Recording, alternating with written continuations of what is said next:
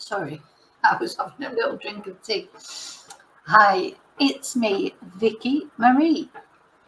Okay, so in this video, I'm just going to look at a case that I hadn't heard of, and I want to thank one of my subscribers who knows who she is, who sent me the details of this case by email, some links, etc.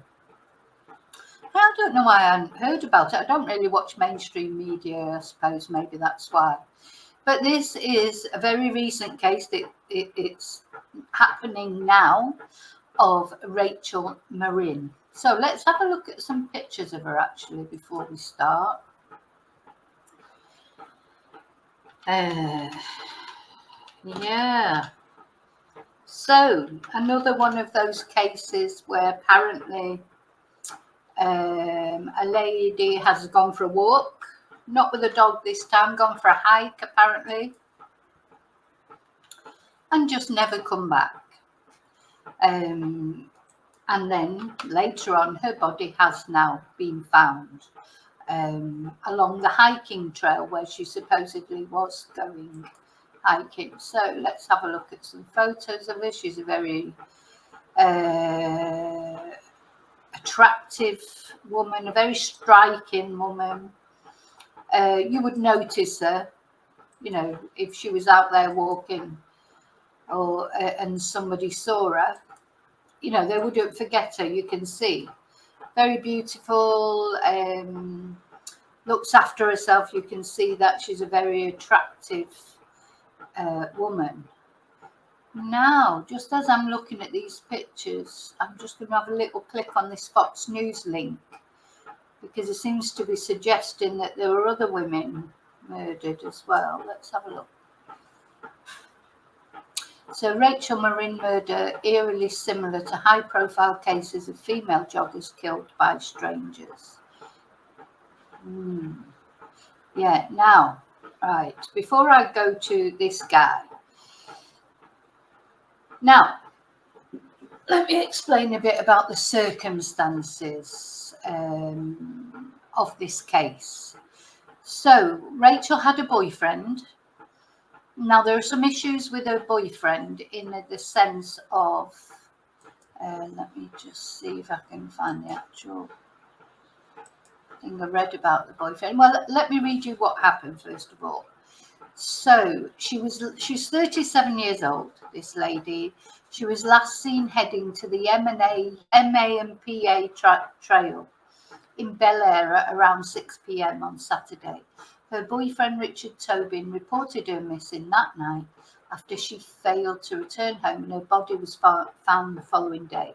Her death is being investigated as homicide. Okay, so on Thursday, Harford County Sheriff's Office said investigators had been made aware of potential witnesses who may have seen Morin on the trail, and they were urged to come forward. Okay, so that's basically what happened. Now, well, I say what we don't know exactly what happened to her, but all we know is she set off on a hike apparently, and was never seen alive again. Now, there's a very strange, you know, as I say, obviously, as always, attention goes, doesn't it, onto the boyfriend. And her boyfriend, he has got some previous, you know, he's had problems with the police before. But the police apparently have said that they are not pursuing him in relation to this case. But, you know, sometimes the police say that because they don't want too much attention on somebody. So, you know, basically we don't know. So apparently she died in very violent circumstances. You know, it was a very violent homicide. From what people have said, well, from what this guy has said. So this is what we need to look at. This guy is a former National Park Search and Rescue officer, and he apparently, his stepdaughter was a friend of hers, and he apparently, apparently he didn't find the body, but he told the police to check out the tunnels. Now, if if he is a suspicious character and he's a former National Park Search and Rescue officer in that area, he would know, wouldn't he, about the tunnels. That's all I would say. So let's have a look at him. His name is Michael Gabrzeski, and you should be able to see him then. We're going to watch this video. So apparently he did not locate the body. His step daughter did, but he has given details out. He said that the body was naked and it looked as if her head had been smashed in. But the sheriff's department have said he didn't find the body, so he hasn't seen the body as far as they know. So it's all a bit strange, but let's just have a look at him and see what you think. It's my passion to bring closure to that family by bringing her back and not having them wonder what happened. Following reports, 37-year-old Rachel Morin. Okay, if I do that with the closed captions. For Michael Gabrzeski. I told my stepdaughter, I said, look, it's not going to be laying out in the open. The Ma and Pa Trail in Bel Air, uncharted territory. I said, she's going to be tucked away somewhere. But the former National Park Search and Rescue officer has extensive experience tracking down missing people. So basically, it's my passion to bring closure to that family by bringing her back and not having them wonder what happened. Following reports, 37-year-old Rachel Morin left for a walk. So what do you think about that? He said, it's my passion to bring her back to her family so they're not wondering what's happened to her. Now, we know that people who interject themselves into inquiries quite often Gabrzeski and his stepdaughter taking off on a search rooted on instinct. I just kept seeing tunnels in my mind. I don't know why, but I just kept seeing tunnels. So he just kept seeing tunnels in his mind. He doesn't know why.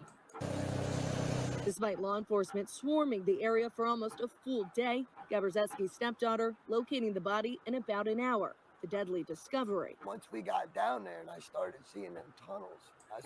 So he's despite the police having been searching, his stepdaughter located her within an hour, probably with his suggestions.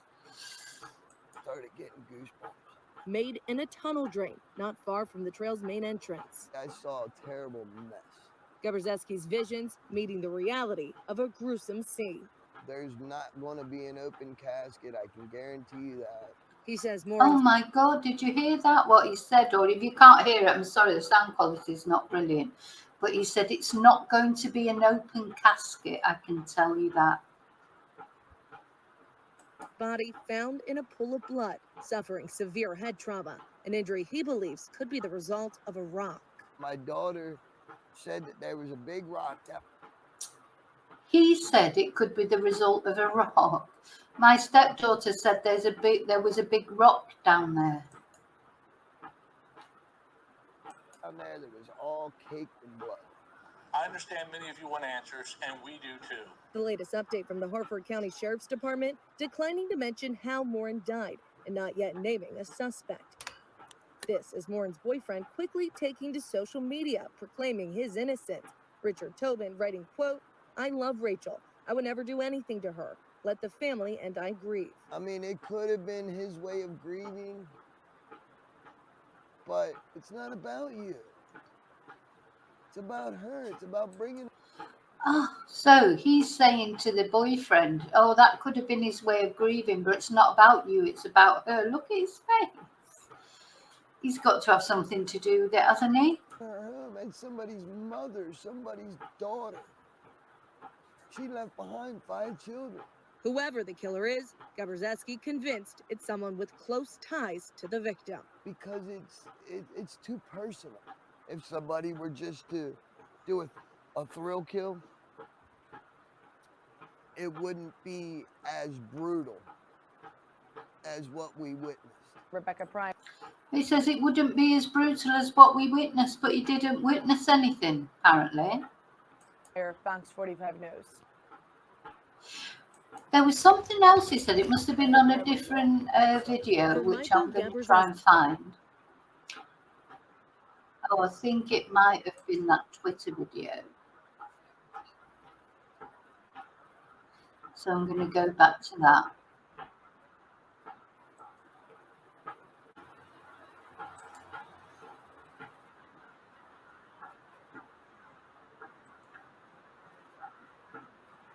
At a local trail in Bel Air, WMAR 2 News' Janae Wright has the details of how she was found.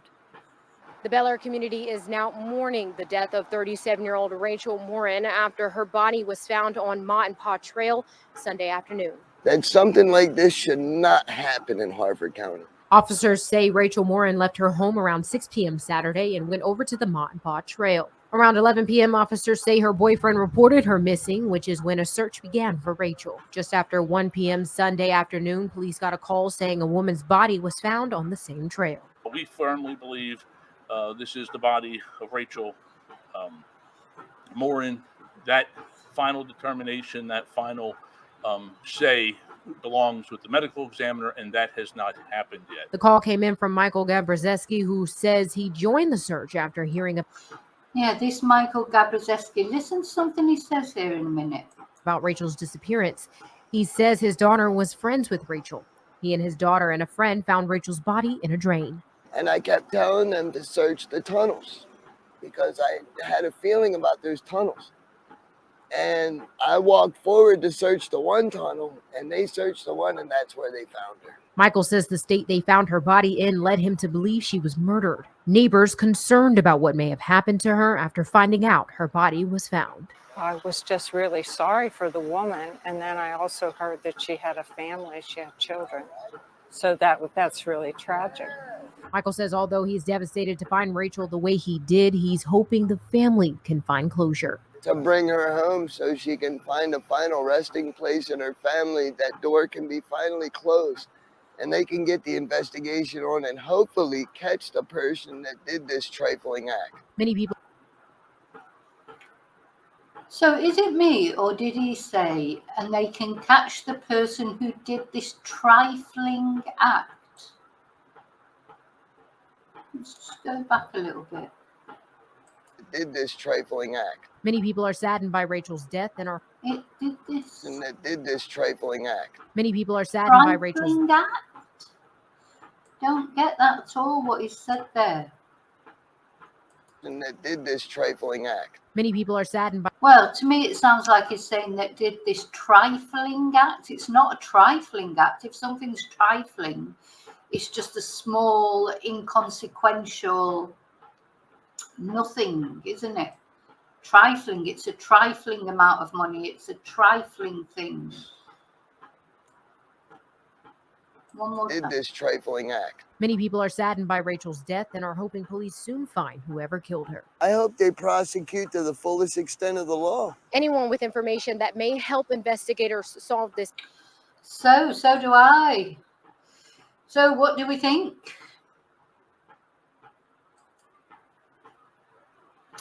I think, obviously the boyfriend is always the prime suspect, aren't they? And especially this particular boyfriend, he's got previous. But you know what? Whatever, whether it is the boyfriend or whether it's that guy, my money's on that guy, to be honest. But whoever it is, it's just another example of a woman cannot just go for a walk and be safe through the woods. You know, why shouldn't she be able to go on a hike if that's what she did? Because I'm presuming if it was her boyfriend, probably she didn't go on a walk, and that was just, he made to look as if she was going on a walk. But then would he have hidden her in a tunnel because he'd want her to be found? If he wanted people to think she'd been killed on a hike, he'd want her to be found quickly. I mean, maybe it was neither of them. Maybe it wasn't the weirdy guy with the funny teeth who is obviously on some sort of drugs. To me, he sounds as if he is. He looks like he is.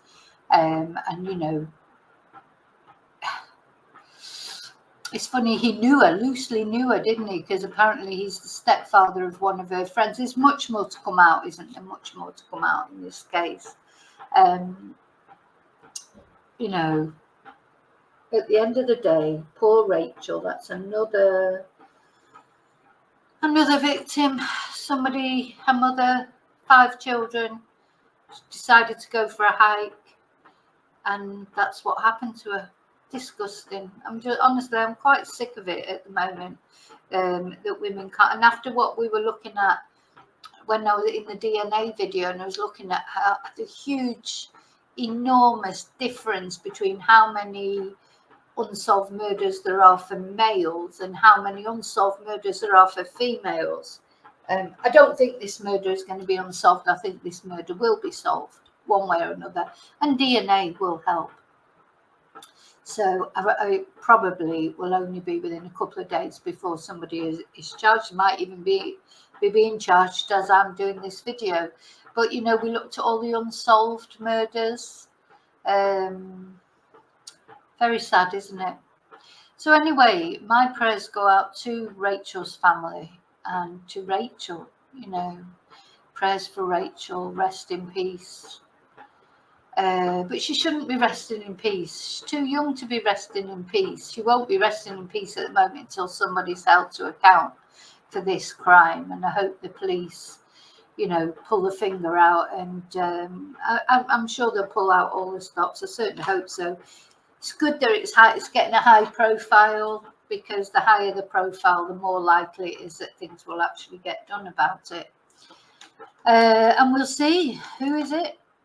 Is it I mean, what a choice, eh? So you've got the ex-boyfriend who's, you know, been in prison for drug charges and God knows what, got many charges against him, who says for 17 months he's been on the straight and narrow, and maybe he has, and good luck to him if he has.